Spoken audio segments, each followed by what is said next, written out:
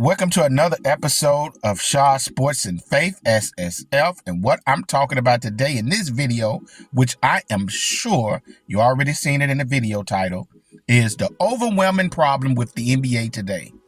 The overwhelming problem with the NBA today. Now, I must say,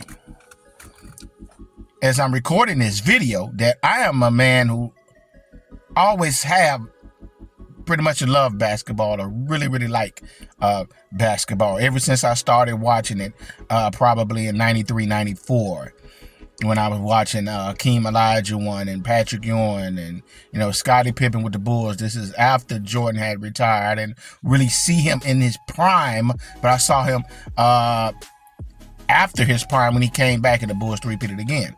So I've always loved basketball, college basketball, played a little bit in the streets or sandlot basketball, but I tried out for teams, never made it myself.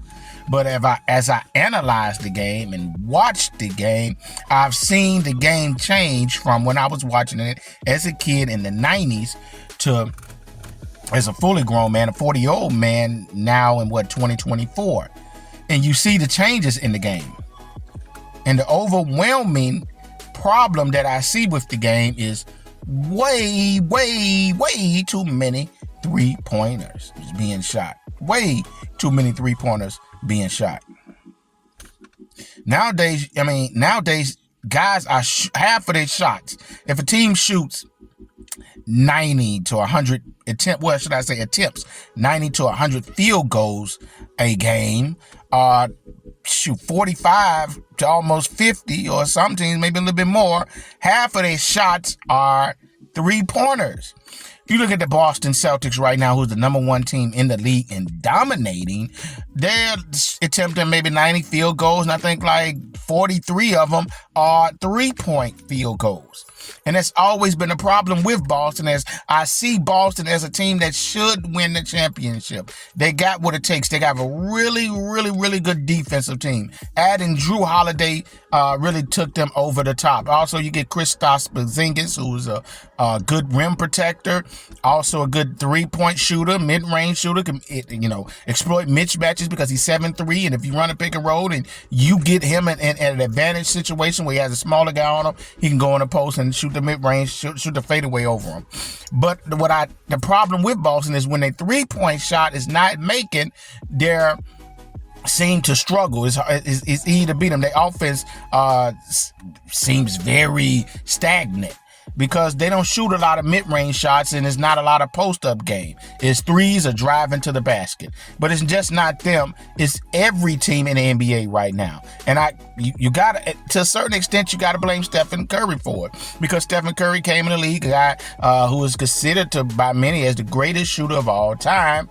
Sometimes I wonder about that. He is a great shooter, one of the best I've ever seen. This guy was able to make 30 and 35-foot shots, at a 42% basis, making them, shooting 30 and 35-foot shots, and he's shooting them at 42% from the field. That's pretty amazing. And you're looking at a guy that probably shoots about 21, 20 shots a game, but 13 of them are three-point attempts.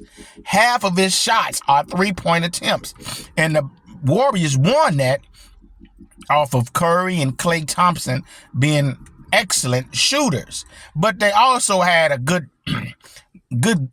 screen game where it was a lot of screens being set. You had guys, just a lot of ball movement. It was really good ball movement. You had quite a few players on their team who could handle the ball really well, and at that height with Andre Iguodala, Stephen Curry able to handle the ball, and Draymond Green really being the point forward of that team. And you had guys just moving. It'd be screen set everywhere, and you got those shooters running around screens. And so you worried about Klay, you worried about Curry, and you get layups, or you get other guys with shots because everybody worried about them. It's always been beautiful offense with them. The Spurs did it in 2014, 2015 as well. But once they saw that the Warriors wanted, everybody want to copy something that they seen being successful.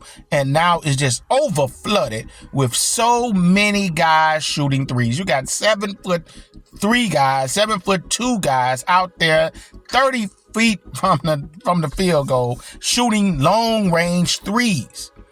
And it's kind of get boring to watch, because you'll see a guy go to the basket and he'll have a mid-range shot wide open, but he'll just be running around till he finds somebody open for a three when you got that wide open mid-range game.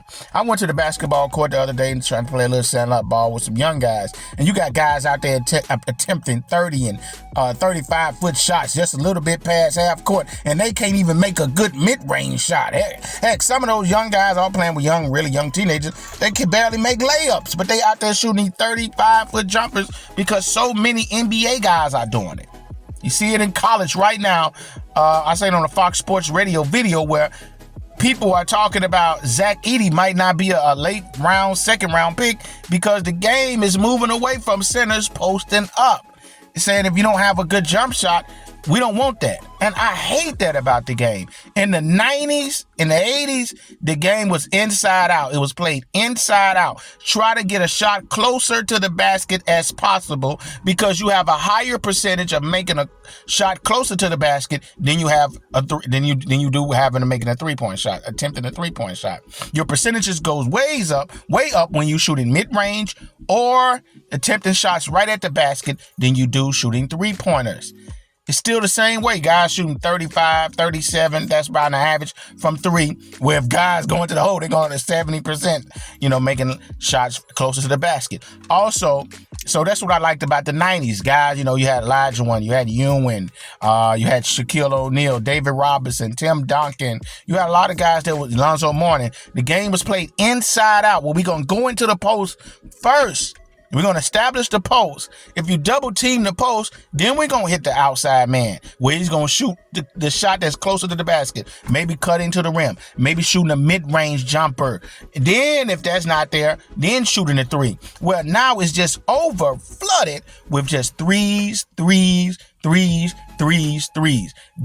rare do you see guys going in the post, establishing the post game and trying to score in the post. Very rare do you see guys shooting mid-range game. This is the reason why Kevin Durant is my favorite player in the league, because Kevin Durant has a mixture in his game. His game is going to shoot the mid-range shot, which he's one of the best players ever at shooting mid-range shots. He's going to attempt the mid-range shot. He's going to go in the mid-post and hit you with the fadeaway over the left-hand shoulder over the right-hand shoulder.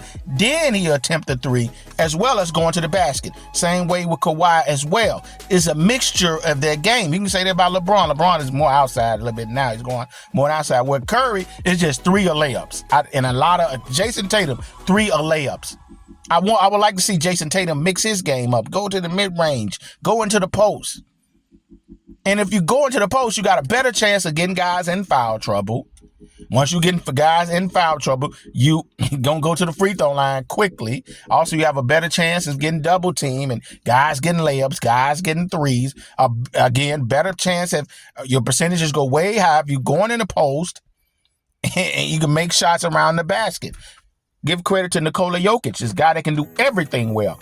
Great post-up player. Can shoot the mid-range very well. Good mid-range shooter as well as 3s. Don't even shoot that many 3s. This game is post, mid-range, and then of course, then he'll take you off the dribble here and there. I love his game. Joel Embiid, I kind of like his. He's doing more in the post and shooting 3s. Sometimes I think he shoots too many mid-range jumpers, which come back to get him in the playoffs. But I would love to see the game go to a mixture. Go to shooting. Go in the post. We need guys going back to the post-up game. That's we got this guy 7'4", Victor Wembanyama. I would love to see him go more into the post, going more into the post, because you're so big, you're so tall. Ain't nobody going to be able to do anything with you, as well as then go into the mid-range, then go into the 3s, shoot 3s here and there. So I would love to see the game go back to a mixture, but that's the problem with the NBA right now, and probably why the viewership is going down, because everybody plays the same way. It's just shoot long range 3s. Everybody shoot 43s a game, and they shooting 30 and 35-foot 3s instead of shooting a mid-range shot, instead of going in the post. The post game is very rare. You have maybe 2 guys that's going to go into the post, 2 or 3 of them. Very few, a handful of them that's going to go in the post. The post game is just irrelevant now. You don't see that happening anymore, which is why they don't like to draft guys who just post up players. So I hate that about the game, where it's just 3 and layups. 3 and layups. You got guys go to the hole, got a mid-range jumper. They just walking, running around the court, waiting on threes. And that's the biggest problem with the NBA. Right there in the 90s, viewership was way up. It's down, kind of down now, but it's just hanging. It's enough to get keep the guys getting paid. So of course I still like the game, but I want the game to go back to a mixture. Go back to inside out, posting up more mid-range shots, then threes. Mix it up. Don't just shoot half your shot threes. Hey guys, tell me what you guys think. Like, share, subscribe, and I'll be sure to hit you back in the comment section. Peace and love.